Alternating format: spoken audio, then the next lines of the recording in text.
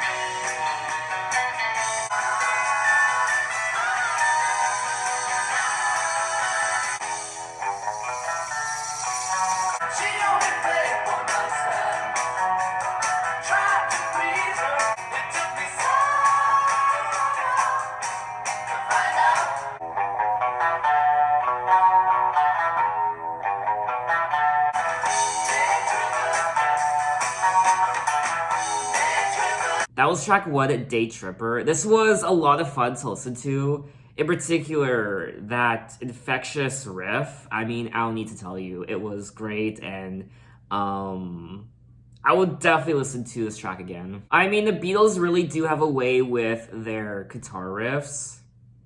Not just on this track, but so many of their other songs from a lot of their other albums. They just have a way with just the melodies and those riffs. I mean, it's almost magical what they can do. Another favorite part of the song for me was about halfway through, and the build-up of the Oz.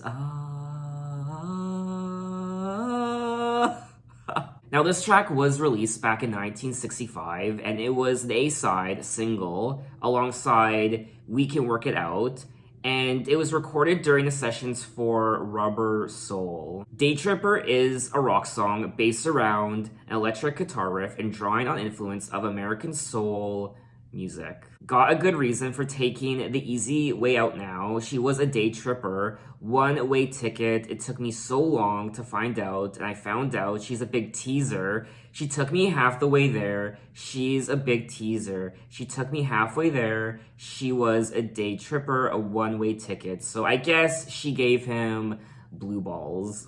Day Tripper was written early in the Rubber Soul sessions when the Beatles were under pressure to produce a new single for the Christmas market. When talking about the song in 1980, John Lennon said, "That's mine, including the lick, the guitar break, and the whole bit." In 1970, John described Day Tripper as a drug song, and in 2004, Paul McCartney said it was about acid.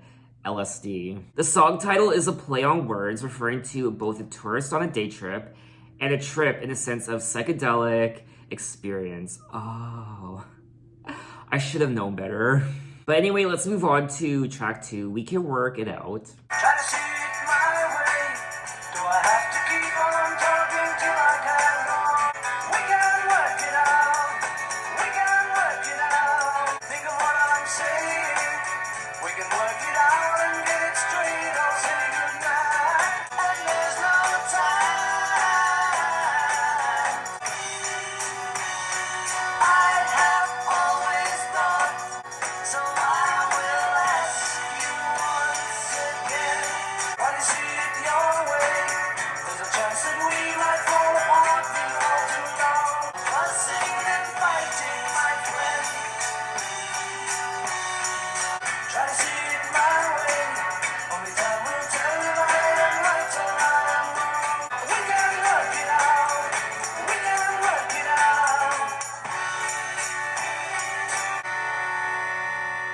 That was track 2, We Can Work It Out. Another great song that I quite enjoyed. I would definitely listen to this track again, and this was released as, it was first issued as a double A side single with Day Tripper, the prior song I listened to, in December of 1965. I love the instrumental on this track. And it looks like Paul McCartney did the bass guitar, and what's that one instrument that was used on this track? I don't know what to call it, and it looks like it was the harmonium, and George Harrison played the tambourine, Ringo Starr drums, the harmonium, I think that's it. It's a free reed organ that generates sound as air flows past a vibrating piece of thin metal. I like this track. I had a lot of fun, and like I said, I would listen to it again. Paul McCartney wrote the words and music to the verses and the chorus with lyrics that might have been personal, probably a reference to his relationship with Jane Asher. Paul then took the song to Lennon, who contributed the middle 8. Now, it looks like this was a big hit for the Beatles in many countries around the world, including Canada and the US. It reached number 1 on the US Billboard Hot 100. Try to see it my way. Do I have to keep on talking till I can't go on? While you see it your way, run the risk of knowing that our love may soon be gone. We can work it out. We can work it out. Think of what you're saying. You can get it wrong and still you think that it's all right. Think of what I'm saying. So it looks like there's some sort of conflict happening, some sort of argument, and like the chorus and title of the song suggests, we can work it out. Try to see it my way. Only time will tell if I am right or I am wrong. But anyway, let's move on to track 3, Paperback Writer. Paperback Writer.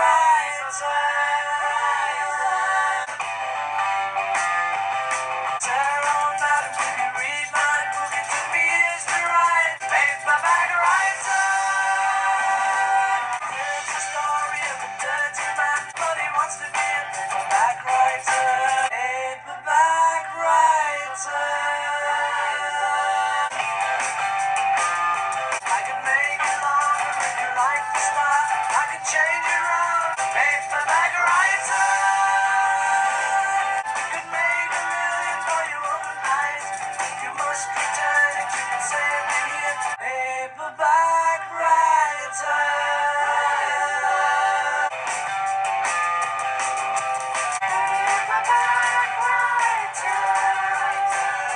That was track 3, Paperback Writer. I liked the harmonies, and the overall story of the song was quite interesting and different. They're singing about this guy who obviously wants to be a writer, and it's a dirty story of a dirty man, and his clingy wife doesn't understand. His son is working for the Daily Mail. It's a steady job, but he wants to be a paperback writer. I mean, this track is my anthem because one day I myself want to be a published author. I'm a self-published author, but not a traditionally published author just yet. It's 1,000 pages, give or take a few. I'll be writing more in a week or 2. I can make it longer if you like the style. I can change it around. And I want to be a paperback writer. If you really like it, you can have the rights. It can make $1 million for you overnight. If you must return it, you can stand it here. But I need a break, and I want to be a paperback writer. I'm actually going to show you guys something that I have never shown anyone before, and something I did about 4 years ago. I wrote myself a check for $1 million, and I have kept it in my wallet ever since for the last 4 years. It's my way of manifesting something that I know I can achieve, and oftentimes I forget it's in my wallet. I'm very surprised I still have it in my wallet because honestly it's kind of just taking up room. But sometimes I remember it's there and I pull it out and look at it.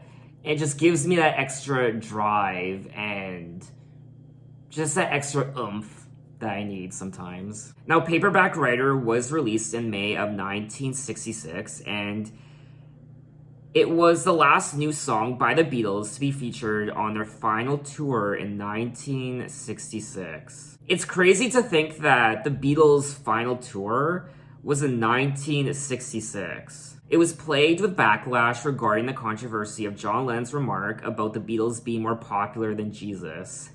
It was also plagued with death threats and the band's own dissatisfaction with the noise levels of their ability to perform live. Oh god, there were bonfires of people burning the Beatles albums because of John Lennon's Jesus remark.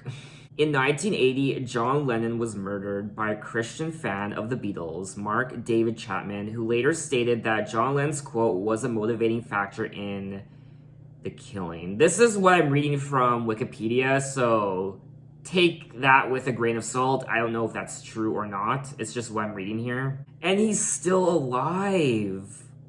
Really? Mark David Chapman is still alive. He is still incarcerated. He's 66 years old. Oh my. Paperback Writer was largely written by Paul McCartney, who based the lyrics on a challenge made to him by his aunt Lil. The inspiration for the song came backstage at a concert venue when Paul McCartney, mindful of his aunt's request, saw Ringo Starr reading a book and declared his intention to write a song about a book. The lyrics are in the form of a letter from an aspiring author addressed to a publisher. Oh god, I myself have written many a query letter to literary agents. I don't think I've ever written an actual letter to a publishing house, but many letters to literary agents. I would listen to the song again more so because I can very much relate to it, and I enjoyed it. So let's move on to track 4, Rain.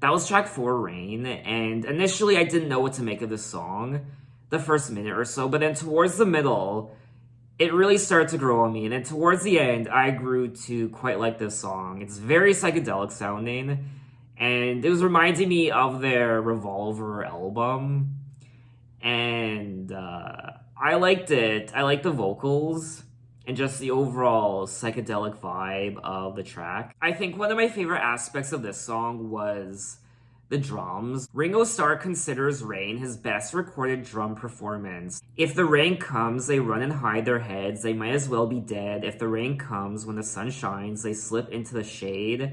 When the sun shines down and sip their lemonade. When the sun shines, rain, I don't mind. Shine, the weather's fine. I can show you that when it starts to rain, everything's the same. Now, this was released in May of 1966, and it was the B-side of their Paperback Writer single. Both Paperback Writer and Rain were recorded during the sessions for Revolver, although neither appeared on that album. John Lennon described the song's meaning as about people moaning about the weather all the time. I mean, where I come from, people always complain about the weather, myself included. Another interpretation of the song is that the song's rain and sun are phenomena experienced during an LSD trip. I am not surprised. And I will say we are 4 tracks into this Past Masters Volume 2, and I've enjoyed all the songs so far. I would listen to all these tracks again. I like the harmonies and the overall riffs of the song and the instruments, and I like the lyrics, the psychedelic vibe of quite a few of these tracks, and I'm having a great time. Anyway, let's move on to track 5, Lady Madonna. Lady Madonna, children at your feet. Did you think that money was heaven sent? Sunday morning, creeping like a nun. See how they run. Lady Madonna, away.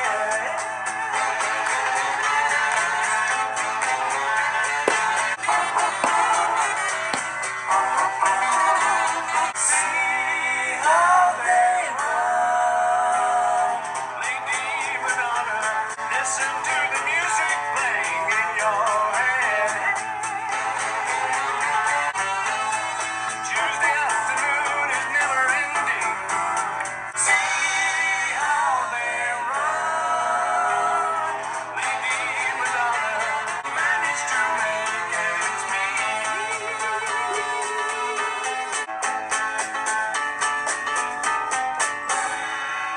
That was track 5, Lady Madonna, and this was a very bouncy song. I like the overall instrumental, of course. A lot of different instruments like the piano and the horns, and it was a great time. It really did put a smile on my face. I like the overall vibe of this track. Lady Madonna, children at your feet, wonder how you managed to make ends meet.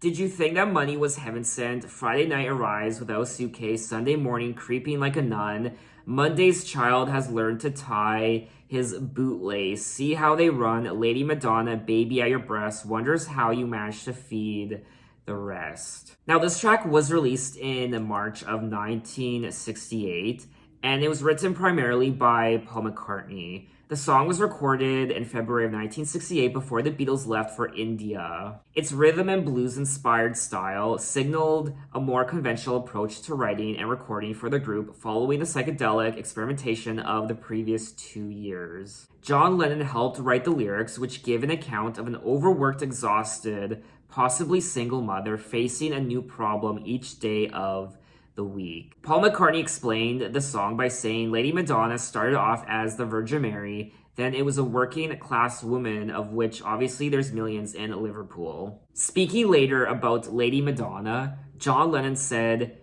"Good piano lick, but the song never really went anywhere." Adding, "Maybe I helped him on some of the lyrics, but I'm not proud of them either way."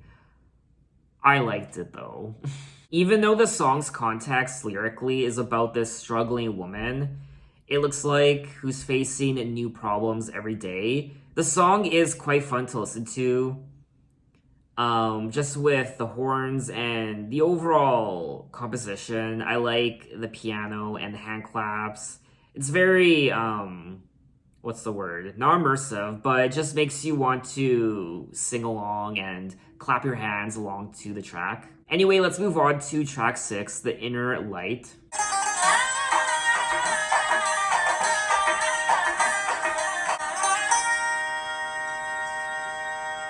Without going out of my door, I can know the ways of heaven. Less one knows, the less one really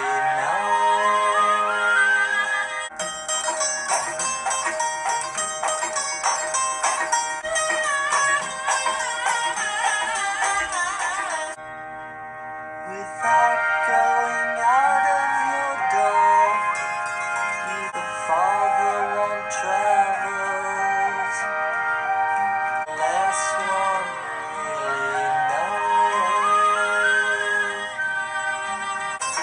Arrive without traveling.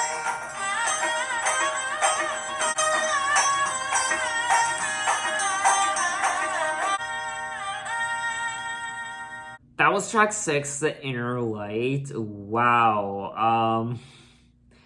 I feel like this is definitely one of their most Indian-inspired songs ever. There's one point where one of the instruments sounded like a woman's voice. I couldn't tell if it was a woman's voice or an instrument. I like the flutes too, and I quite enjoyed myself. Without going out my door, I can know all things on earth. Without looking out of my window, I could know the ways of heaven. The farther one travels, the less one knows. The less one really knows without going out of your door, you can know all things on earth. Now, this song was written by George Harrison, and I imagine he also provided the lead vocals. Yes, lead vocals from George Harrison, harmony vocals from John and Paul. And there's lots of Indian instruments I can't really pronounce. The song was the first George Harrison composition to be issued on a Beatles single and reflects the band's embrace of transcendental meditation, which they were studying in India under, oh god, this guy's name again. I learned how to pronounce it in my other Beatles video. Do I remember how to pronounce it? Maharishi Mahesh Yogi? Is that how you pronounce it? It was released in March of 1968 as the B-side to Lady Madonna. The Inner Light has received praise from several music critics and musicologists for its melodic qualities and its evocation of the meditation experience. When talking about the song in 1968, Paul McCartney said, "Forget the Indian music and listen to the melody. Don't you think it's a beautiful melody? It's really lovely. The less one knows, the less one really knows. Arrive without traveling. See all without looking. Do all without doing." I think lyrically this song is quite beautiful. And it was definitely a very interesting experience hearing this song for the first time, and I would listen to it again. Anyway, let's move on to track 7, Hey Jude. Hey Jude, don't make it bad. Remember to let her into your heart. Hey Jude, don't be afraid. At any time you feel the pain up on your shoulder, I'm making this world a little colder. Na, na, na, na. You have found her, now go and get her. Hey Jude, begin. You're waiting for someone. Don't you know that it's just you? Hey Jude. Na, na, na, na, na, na, na,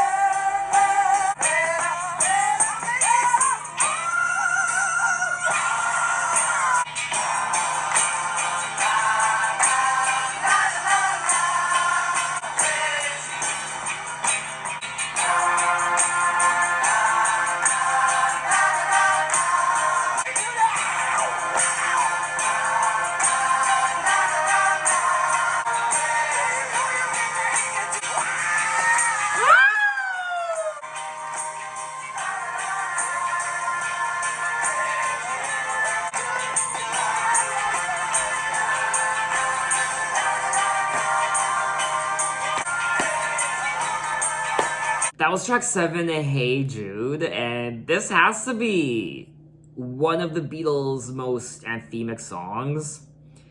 Especially I don't need to tell you. I mean, what other band can go na na na na na na na for 4 minutes straight?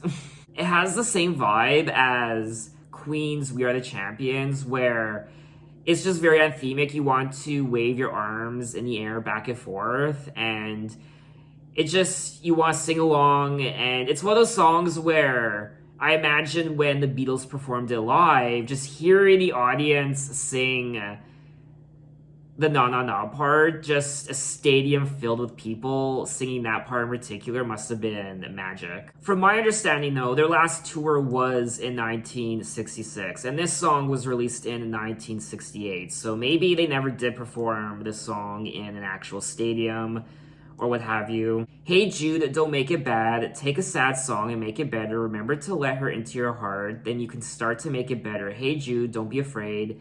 You were made to go out and get her. Don't carry the world upon your shoulder, for well you know that it's a fool who plays it cool by making his world a little colder. Hey Jude was a #1 hit in many countries around the world and became the year's top-selling single in the UK, the US, Australia, and Canada. Its 9-week run at #1 on the Billboard Hot 100 tied the all-time record in 1968 for the longest run at the top of the US charts, a record held for 9 years. So this song was a big deal. It has sold approximately 8 million copies and is frequently included on music critics' lists of the greatest songs of all time. The writing and recording of Hey Jude coincided with a period of upheaval in the Beatles.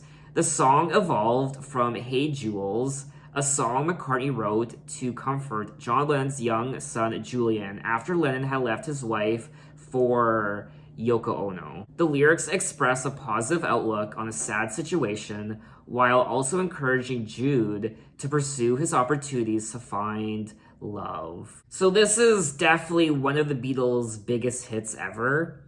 I'm looking at the charts, and it charted in many countries around the world, and the places it did chart, it reached #1 in almost every single country, with the exception of France and Japan. I like what the song stands for. I like the story behind the lyrics. I like the optimism.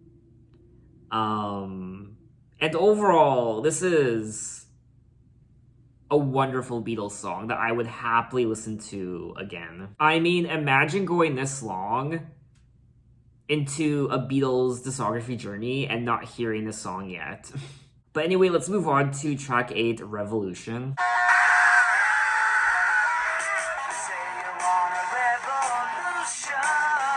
Tell me that it's evolution.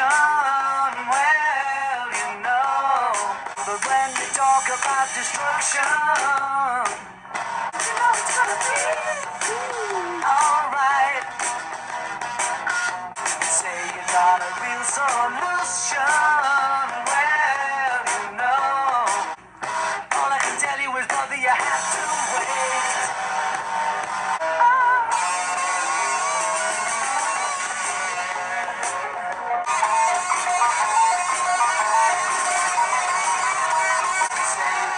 Constitution, well, you know, you ain't gonna make it with anyone anyhow. Alright, alright, alright, alright. I won't lie, that made me wet. That was track 8, Revolution. I have now listened to all 3 versions of Revolution. This version, and also Revolution 1 from the White Album, and Revolution 9 from also the White Album. And I do think Revolution 1 from the White Album is the most conservative version. This one was quite wild. Just the overall composition, the guitars, and it was wild to listen to. It was crazy, it was exciting, and I had a great time. Revolution 9, I mean, I don't need to tell you. I mean, that was some fucked up shit. I mean, it wasn't really fucked up shit. It was just very bizarre Revolution 9. It wasn't fucked up. It was just very different and unique, and just revolution. I mean, it's revolution. I don't know what to say. It is what it is. It's revolution. But those guitar riffs on Revolution, the one I just listened to, I mean, dear God, I think my speakers on my MacBook Pro were having an orgasm. Now, it looks like there was also an electric piano overdub on the track that was performed by Nicky Hopkins. The song was inspired by political protests in early 1968. Lennon's lyrics express sympathy with the need for social change, but doubt in regard to the violent tactics espoused by members of the New Left. I did go into further detail in regards to the story and lyrics of this song when I listened to Revolution 1 and 9 on their White Album, so I really won't talk about the subject matter of this song because I'll just be repeating what I already said in that video. This was a great time, and overall, I do like all variations of Revolution, whether it be this version or 1, or yes, even 9, which was hella crazy, but overall, I like Revolution and what it stands for. Anyway, let's move on to track 9, Get Back. Now, this version also features Billy Preston. Jojo was a man who thought he was alone across the California grass. Get back to where you once belonged. Get back, Jojo.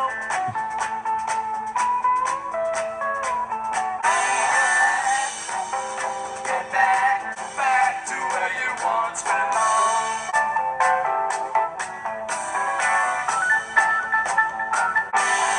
Sweet Loretta Martin thought she was a woman, but she gets it while she can.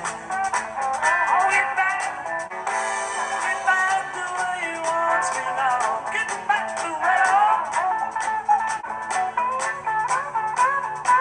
go home. Oh, get back to where you once belonged. Get back, Loretta. Get back. That was track 9, Get Back, the Beatles and Billy Preston. And I already listened to this song in my prior Beatles video when I listened to Let It Be the album. And I liked the song initially when I heard it on that album, but I love it even more now after hearing this version. I do prefer this version, the version with Billy Preston. If anything, this version with Billy Preston made me love the track even more. So when I do listen to the song again, I would probably go back to the one with Billy Preston more often than the one from Let It Be. Now, Billy Preston was an American musician whose work encompassed R&B rock, soul, funk, and gospel. Preston is the only non-Beatle musician to be given a credit on a Beatles recording. The album version of the song contains a different mix that features a studio chat between Paul McCartney and John Lennon at the beginning, which lasts for 20 seconds before the song begins, also omitting the coda featured in the single version. But let's move on to track 10, Don't Let Me Down. Don't let me down. Nobody ever loved me like she does. And if somebody loved me like she do me, don't let me down. Don't let me down. I'm in love for the first time. It's a love that lasts forever. Don't let me down. Don't let me down. She done me good. She done me good. Don't let me down.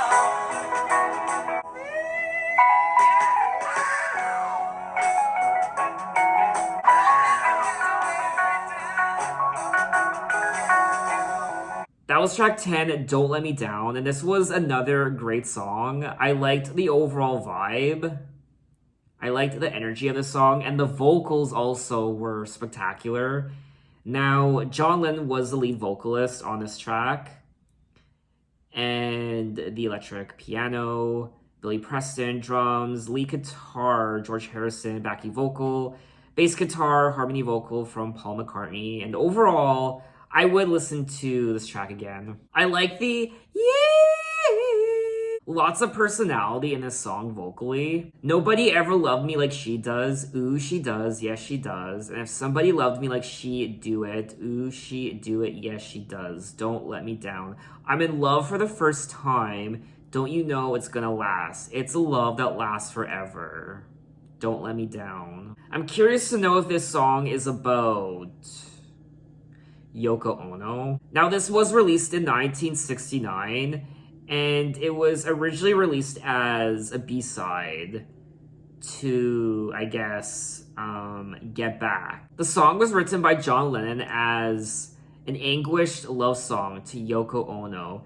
It was interpreted by Paul McCartney as a genuine plea, with Lennon saying to Ono, "I'm really stepping out of line on this one. I'm really just letting my vulnerability be seen, so you must not let me down." I essentially liked everything about this track, and I would for sure listen to it again. Now let's move on to track 11, The Ballad of John and Yoko. Standing in the dock, it's apparent. Trying to get to Holland or France. You know how hard it can be. Finally made the plane into Paris. Honeymooning down by the Seine. You can get married and you probably be Spain. Christ, you know it ain't easy. Gonna crucify me.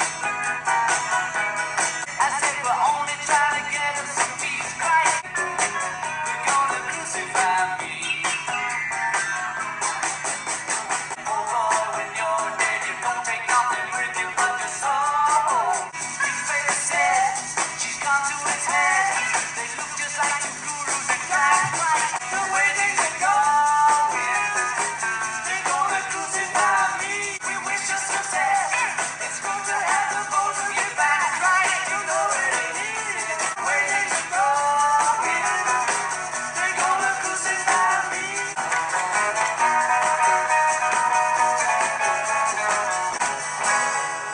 That was track 11, The Ballad of John and Yoko. And I thought this was a fun song to listen to. I like the energy of the track, the overall instrumental, and it was fun. I liked it. I don't know if I would listen to the song all the time. It was nice as a first listen, but I don't really see myself going back to this track all the time. Standing in the dock at Southampton, trying to get to Holland or France, the man in the back said, "You've got to go back. You know they didn't even give us a chance. Christ, you know it ain't easy. You know how hard it can be the way things are going. They're going to crucify me." Eating chocolate cake in a bag. The newspaper said she's gone to his head. They look just like two gurus in drag.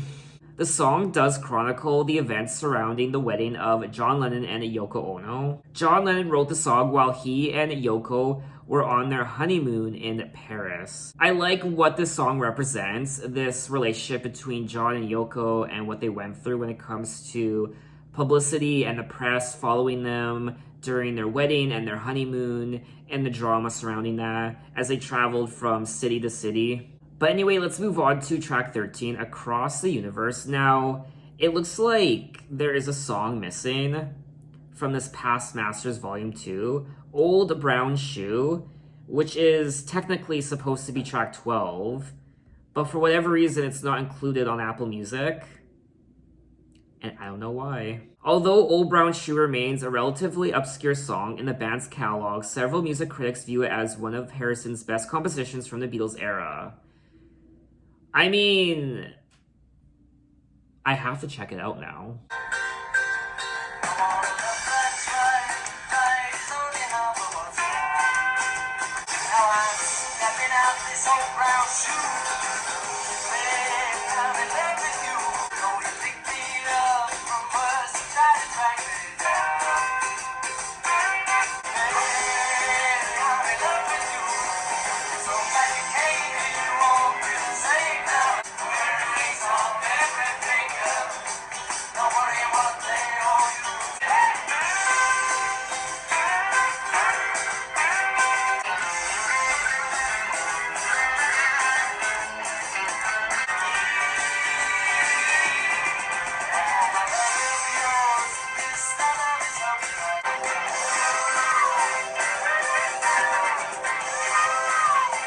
That was Old Brown Shoe, which was, for whatever reason, removed from Past Masters Volume 2 on Apple Music, and it was released in 1969. The group formally recorded Old Brown Shoe in April during the early sessions for Abbey Road. When talking about the song in 1980, George Harrison said, "I started the chord sequences on the piano, which I don't really play, and then began writing ideas for the words from various opposites. I want a love that's right, but right is only half of what's wrong. Again, it's the duality of things. Yes, no, up, down, left, right, wrong. So this was another George Harrison song, and of course, George Harrison was great. The overall instrumental, the guitar work, and his vocals too.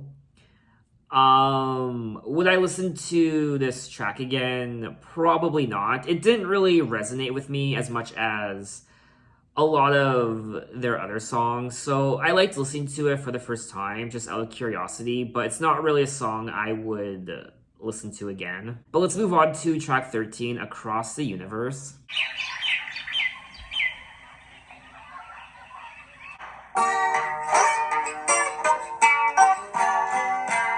Words are flying out like endless rain into a paper cup. Nothing's gonna change my world. Nothing's gonna change my world. That was track 12, Across the Universe, and I listened to the song already in my prior Beatles video for Let It Be, and the version on Let It Be is the version I love. This version, however, I wasn't the biggest fan of.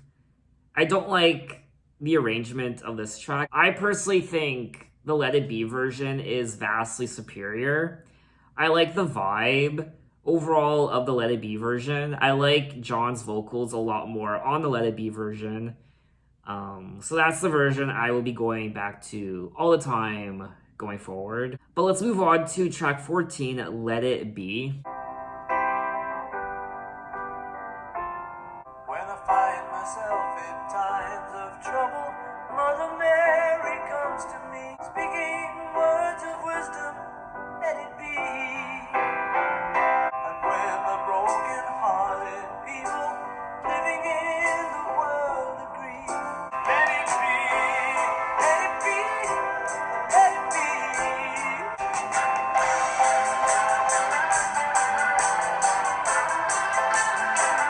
Whisper words of wisdom, let it be.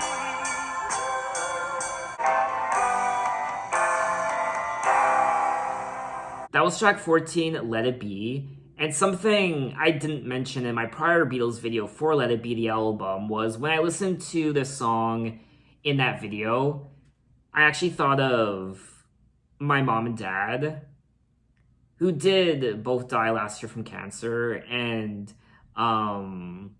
when I read the part where it says on Wikipedia that Paul McCartney's mom, Mary McCartney, died of cancer in 1956 when he was 14. And Paul McCartney had a dream about his mother, and apparently she told him, "It will be all right, just let it be." And that's essentially what I have to do now with my life. Just let it be. I can't go back. And I mean, there's so many things that I wish I would have done, would have said, could have done. And one thing I remember my mom telling my sister, actually, my sister told me this. In the last days before my mom's death, my mom told my sister, just live your life.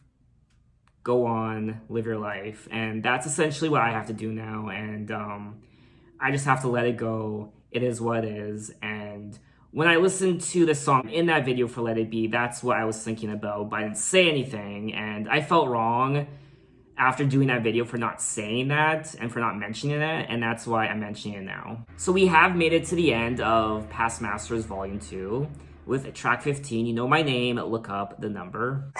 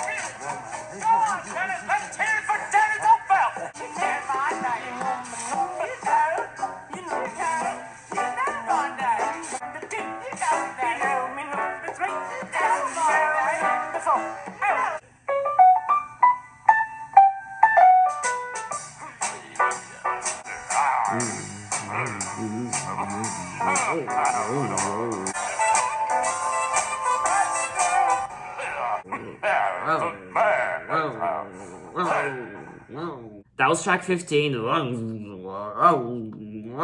That's disturbing. You know my name, look up the number. I have fucking no idea. This was released in 1970, and it was released as the B-side of the single Let It Be. And the song features a saxophone part played by Brian Jones of the Rolling Stones. The song is a music hall comedy number. John Lennon came up with the lyric title after seeing a phone book. He said, "That was a piece of unfinished music that I turned into a comedy record with Paul. I was waiting for him in his house, and I saw the phone book was on the piano with, you know the name, look up the number. That was like a logo, and I just changed it." A very bizarre experience. I've had many of those experiences listening to some other Beatles songs also. And it was fun, interesting. I have no fucking idea. And would I listen to it again? Maybe, probably not. But anyway, that was all 15 tracks, or I should say, I guess, 16 tracks of that one other song I listened to, which wasn't included, which was, what was it? Something About Shoe, Old Brown Shoe. Yeah, so technically 16 songs. Wait. 11, 12, 13. I'm confused. Okay, so yes, there were 15 tracks. And this was a great experience, Past Masters Volume 2. I liked all of these songs. So many great hits from the Beatles. It's like a greatest hits album almost. And I generally liked all these songs. Fantastic production, and of course the instrumental was great. The riffs, and there were Indian instruments, and of course drums, and there was what else? There were just so many instruments, very pleasing to the ears, and the melodies and the harmonies and their vocals too, filled with personality and very exciting. I really don't have a lot to say now. I think I said everything I want to through the duration of my video, going from track to track. So at this point, I would just be repeating myself. So overall, this was a great volume 2, and I thoroughly enjoyed myself. So now that we're officially done Past Masters Volumes 1 and 2, we will be moving on to the finale of this Beatles series, Abbey Road, their 11th studio album from 1969, which I will be uploading next Tuesday. So look out for that video next time, which I'm sure you will. And thanks for watching, guys. You can find me on Twitter, you can find me on Instagram, you can message me, you can say, hey, how are you? And I will see you next time. Take care.